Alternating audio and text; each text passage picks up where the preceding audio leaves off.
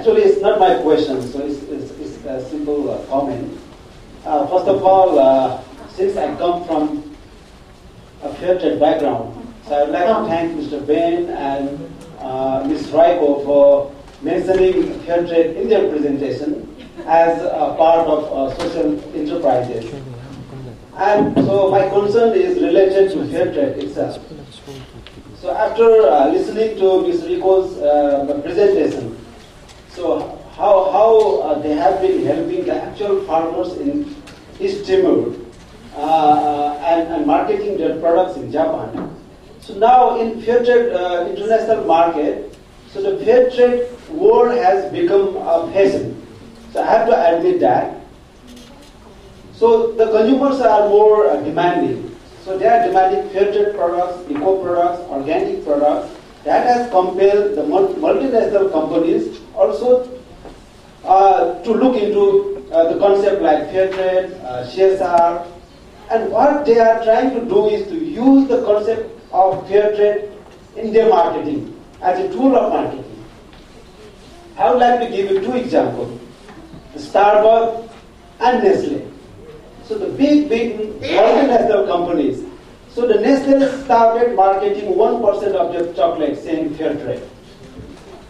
And the Starbucks also, I heard, I don't know in detail, so they are also trying to market the fair trade coffee. So that really is challenging the grassroots farmers and grassroots social entrepreneurs. And when it comes to the question of fair trade, in the developed market, the consumers, they demand local. And currently, there is one organization called FLOW who is certifying or giving the fair trade logo, which is very expensive. A consumer cooperative who are working in East Timor never can spend that much money to get a fair trade logo in that product. So it is a big challenge in fair trade. But as Mr. Ben has said, we have to change the mindset. So we as a social entrepreneurs, whether it's the Social Solidarity Economic Forum, whether it's Asian Social Entrepreneurs Forum, we have to work together to change the mindset as we have been doing. So this is the urgency at the moment in the market.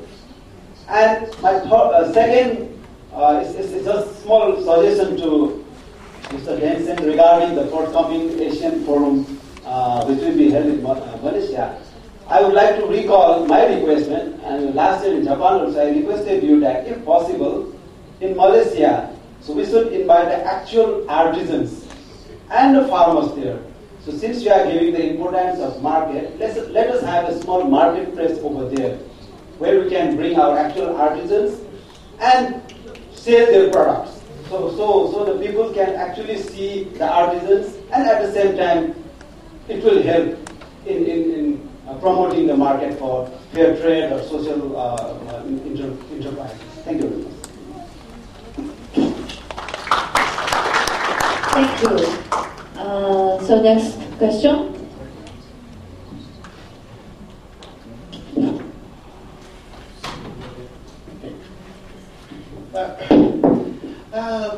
I'd like to give my comment rather than question.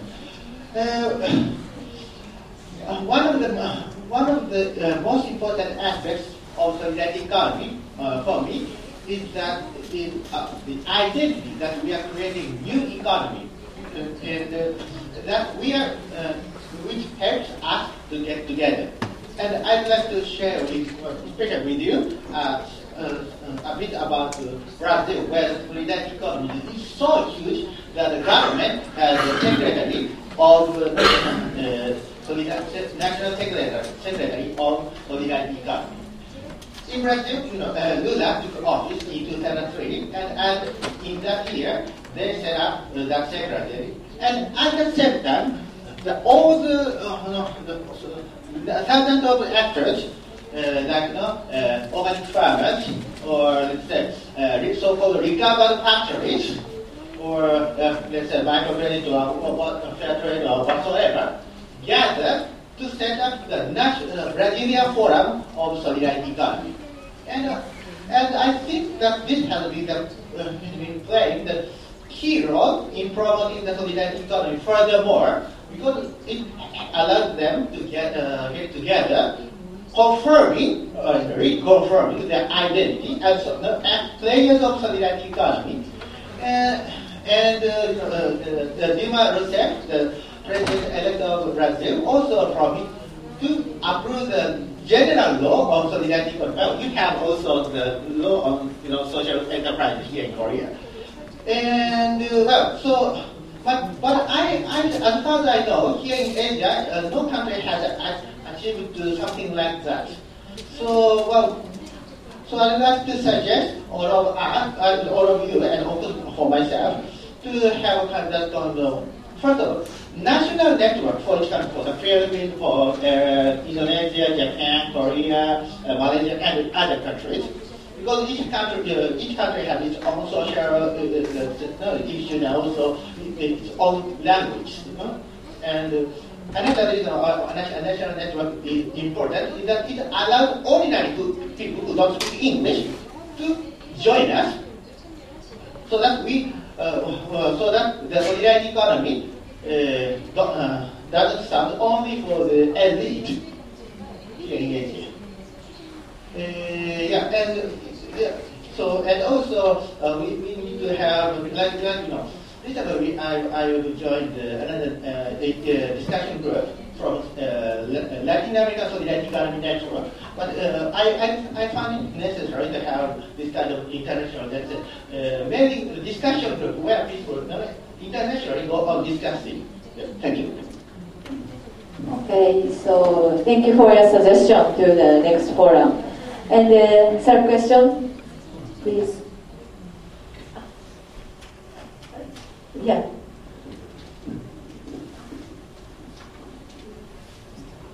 Yes, it's okay. Thank you very much for giving me a chance to speak out. I understand that you guys have already existed. You and me and all the same age, so I could imagine how much you have already exhausted. But in connection with that, there are so many young generation people here, and I'd like to have more presentations by younger people. It's a lot of the uniqueness of Asia is more people of the younger generation people, compared to the other regions. So I expect more presentation to be made by younger people next time. Well, I have two questions. I would like to make a question quickly. Number one is in connection with the kind of social challenge and the entrepreneurship, the balance. It's not a new theme or new challenge for us to think about. You guys, you all presenters more or less touched on how we can integrate marginalized people to the mainstream, how we should involve more people in fair trade and so forth. Solidarity should be expanded to include more people, to have a good solidarity as a country as a whole. But at the same time, that kind of challenge need to be sustainable in terms of financial aspect. So more or less, we have to think about how much we can make it that kind of operations or activity to be sustainable in the financial terms. That means some sort of limitation of target groups should be made, obviously. But at the same time, we have to look at the social challenges. So how, if you have some sort of views or thoughts during you are conducting the kind of activities in the field, I would like to share the views with others. That's number one. Number two is, as long as you say the social impacts, poverty alleviations and challenges against the poverty and that kind of thing, we have to see how much our challenges have been effectively conducted in terms of the impacts, for instance. As other government sectors may have some system to evaluate, more or less, we need some sort of system commonly shared by all the participants here, for instance, to have the same nature of the approaches to assess how much the impacts can be derived from this kind of activity, so that we could have more social impacts toward the others. we may have that kind of momentum to expand this perspective, this kind of market to the other corners of the world. That's my second question. So if you have that kind of thinking already, I'd like to hear. That's my curious. Thank you very much. Okay, thank you. So the last question that died from.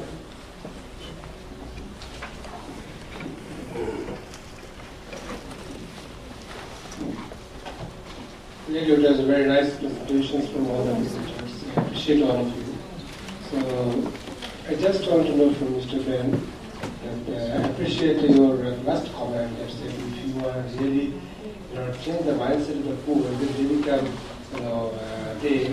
they are out of poverty, that they will be all that. I agree on that because I have this experience from Grameen and other places. So yes, we need to change this mindset. And the solidarity economy, of course, is a big idea. But one thing I want to know that Brad can more explain that the entrepreneurship now is in vast area from small to big, as he has mentioned. So, say for example, I have still looked at small, say the small micro entrepreneurs, if they want to change, manage the supply chain, and to motivate his or her suppliers, how they can do it and how is his good experience in that area. I know the big people can handle these things, but how the small entrepreneurs can handle it, which I want to explain this suggestion. Second question is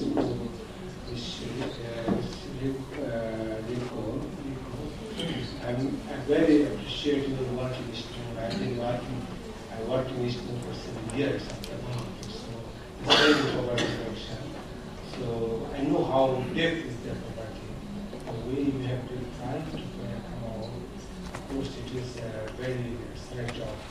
I want to mention that Timur coffee may be expensive, but it is organic coffee. That's what it is. You have to mention that. That is in high value in the world. So one of the things that you have started since I think 2005 or 6, still I was there at that time. So how do you feel the sustainability of that program? You are being corrected this here and in Japan itself. But it needs to be sustained if you want to really to have that in the future. Because I saw their middlemen is there even in the thing was just among themselves. So how we can overcome this? Thank you very much. Okay, thank you for your question.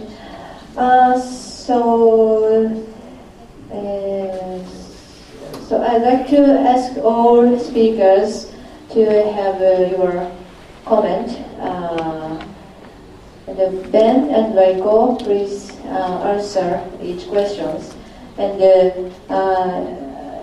if you have an answer for his 2 questions, please give us. But we don't have so much time, so please talk very briefly.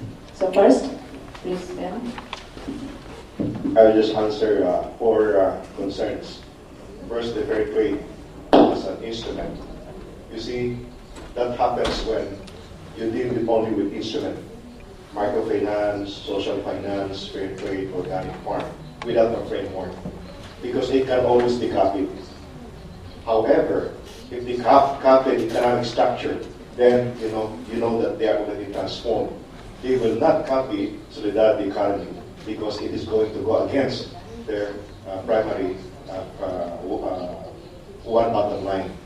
So this is why it's very important for all of us activists, social activists, let's have a total economic framework. All of these things that we are doing with the social finance, microfinance, fair trade, these are instruments, but they are not enough. So this is why I really like the idea that, let's gather all our experiences and see, let us dream. Yeah? Let us dream. What is the alternative economy that we are creating that will overcome, this poverty. Because, as you know, as an instrument, fair trade will only, like what is happening with microfinance now, with all the commercial banks going into microfinance, it's dividing, the have and the have-nots. So this is my first comment. Second, on the rate of return. This was mentioned by some of you and also Denison. Let me just, but this person, this entrepreneur, he gave me the reason why. He said, in real estate, 300% is a normal markup. He's only making 150%. He's giving me out 150, 35%. So he's giving all the others, and he said mine is about 40%. So it's very transparent, But starting this year, because the cost increase, he told me when next time you invest your group, we can only give you 30% in 18 months.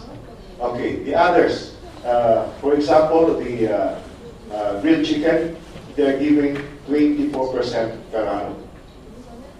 Because it's very small investment, maybe only about $1,500.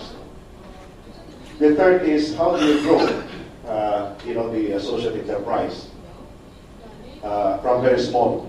Actually, when you are small, you would like to be part of a bigger network.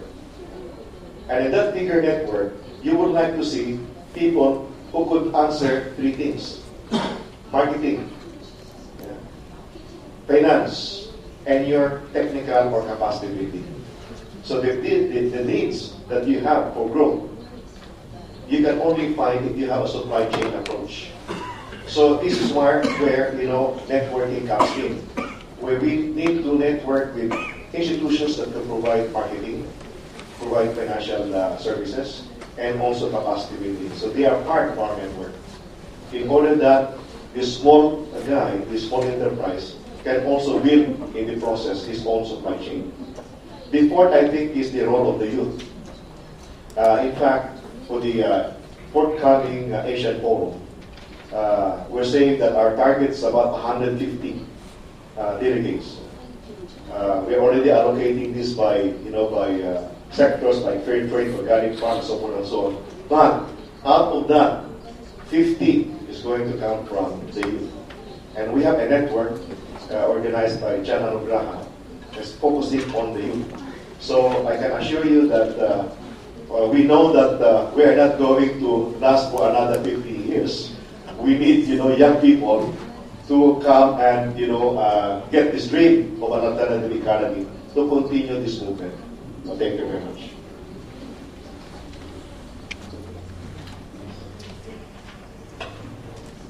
Okay. First of all, I would like to respond to the comment from my friend from Nepal.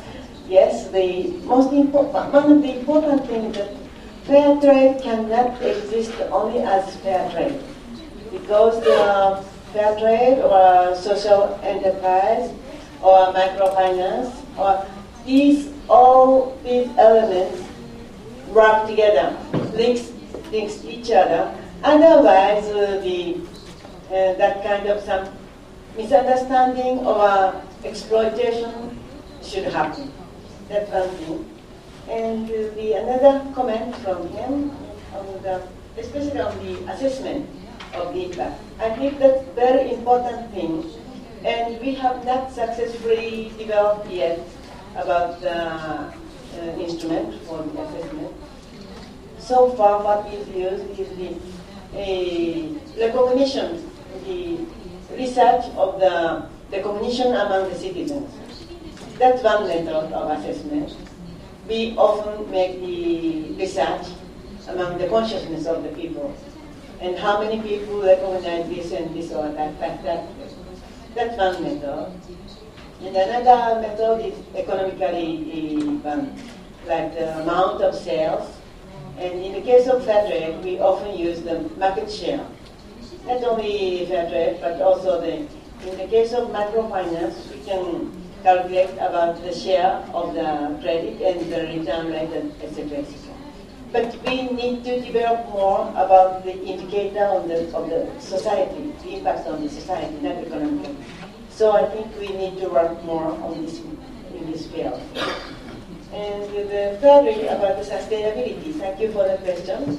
And we already have worked there 8 years already. And in the year 2012 is the 10th year. And we have considered, when starting, we have considered that we need to continue for 10 years. And after 10 years, the sustainability will begin. Because the sustainability means their scale of manufacture, and their scale of marketing, and their own capital, and their own knowledge about the market. All these elements is necessary. So in a short period, it cannot be achieved. So in the case of Timor-Leste, because even the literacy rate is very low, so we thought that it will take 10 years. And so in the year of 2012, we are going to celebrate perfect achievement, I hope. Thank you. Let me just make 2 observations.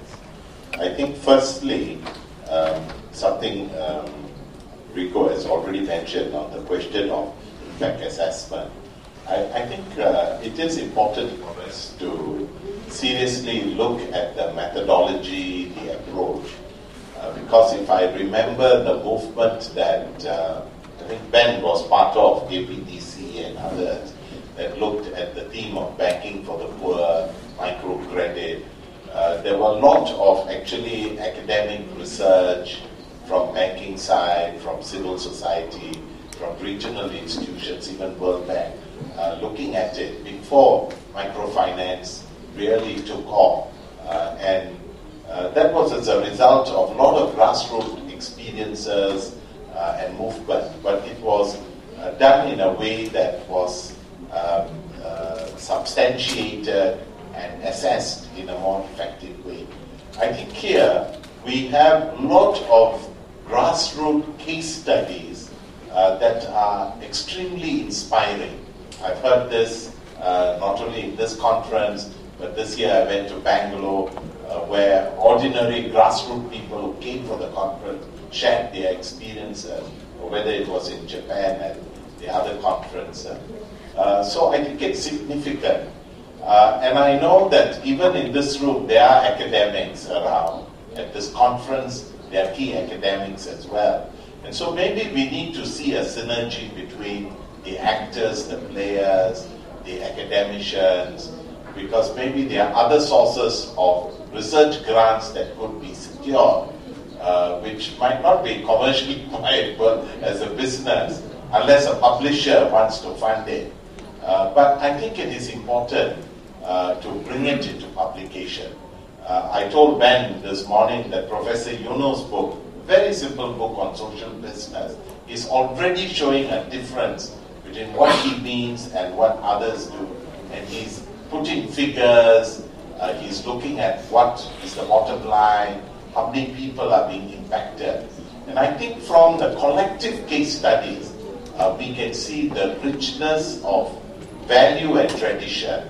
And I think this has to be quantified, its impact made, but you need some sort of instrument and scaling and review that is consistent and done in an academic way. And I think Asia has those resources, but I think we have not set that as a priority. If not by 2011, maybe by a year or two, if academics could be commissioned, if university centers can take it on, or there could be a team of university centers that sponsor their own country research, like let's say my team in Malaysia and others elsewhere, then you can bring it together and get a publisher. I think the point that was made earlier about getting the actual grassroots actors to come for the conference is very important. I think this is the uniqueness. Sometimes those of us who run it and market it fly from one conference to another. Well, this is exciting, but at times extremely tiring as well. But I think that's a valid point. But maybe we need to find a business model that can sustain it. Because the question now is, who would pay for all these flights, hotels, and often it's restricted in number. But if some kind of a tour group, a company comes out, now let's say for Kuala Lumpur, in 12 months' time, how then could ordinary people contribute if you're flying on economy flights and things like that? So that's important, and I think the point about young presenters, young academics, young presenters, young actors, I think that is really critical. And I think we need to provide the funds and the resources and the space for young people. Because without that, we are not going to capture the ugly world out there. Because the good people are all getting old. You know? So we need the young people to use the new technology, new talent, new innovation. Like my son always tells me, he's 12 years old, that you can't understand these things. Thank you. Okay, so Mr. Kong and Mr. Baba, could you give your comment very briefly? Because organizer says we have to go back to another building because Asian night will start at 7 o'clock, so we have just only 10 minutes left.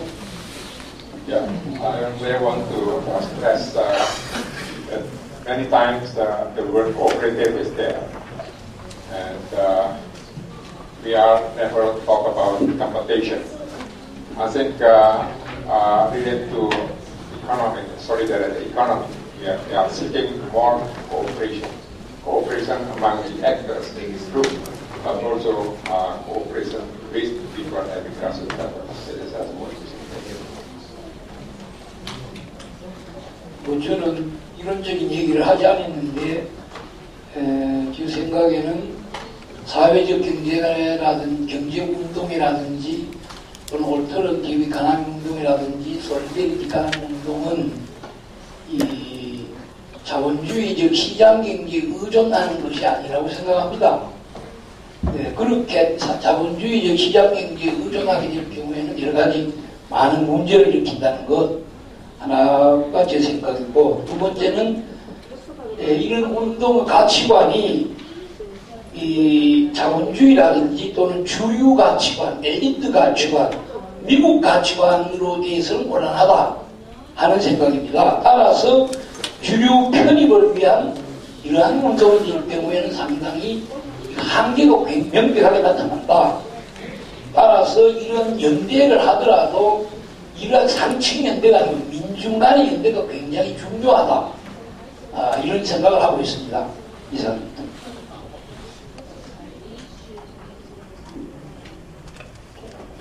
Thank you, boss, Mr. Kong and Zanda. Okay, so thank you for everyone for coming today. So maybe